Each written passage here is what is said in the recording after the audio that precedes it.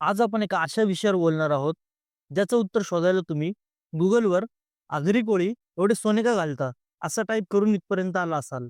समोर मासे विकायला बसलेली कोळीण किंवा नारळी पौर्णिमेच्या मिरवणुकीतले कोळी बांधव. त्यांच्या अंगावरचं सोनं पाहून कधी-कधी आपल्या मनाला प्रश्न पडतो, "अरे बापरे! एवढं सोनं कुठून आलं?" याच सोनेरी प्रश्नाचं उत्तर आज आपण उलगडणार आहोत आजच्या या व्हिडिओमध्ये.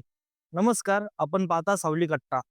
कोकण किनारपट्टीवर राज्य करणारा आपला आगरी कोळी आणि कोळी समाज प्रचंड कष्ट करून जगणारी ही भोळी माणसं.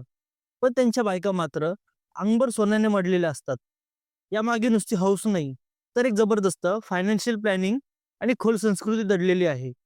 पहिलं आणि सगळ्यात महत्त्वाचं कारण सुरक्षित गुंतवणूक. पूर्वीच्या काळी कोळी समाजात बँक अकाउंट किंवा इतर गुंतवणुकीचे पर्याय फारसे प्रचलित नव्हते. घरातील बचत सुरक्षित कशी ठेवायची यावर उपाय होता सोनं. सोन्याची किंमत कधीच कमी होत नाही. ते नेहमी वाढतच असते. त्यामुळे घरातल्या बायकांकडे असलेले सोनं म्हणजे कुटुंबाचा इमर्जन्सी फंड होता. जेव्हा कधी पैशांची चुणचुण भासली, तेव्हा हे सोनं विकून किंवा गहाण ठेवून मदत मिळायची. महिलांसाठी ही एक प्रकारची आर्थिक सुरक्षा होती. दुसरं कारण सामाजिक प्रतिष्ठा आणि ओळख. कोळी समाजात सोन्याला केवळ धातू नाही, तर प्रतिष्ठेचं प्रतीक मानलं जातं. कोळी महिलांच्या विशिष्ट दागिन्यांची तर जगभर ओळख आहे. जसे की काप म्हणजे कान पूर्ण झाकणारे, मासोळीच्या डिझाईनचे गाठे किंवा पाटल्या.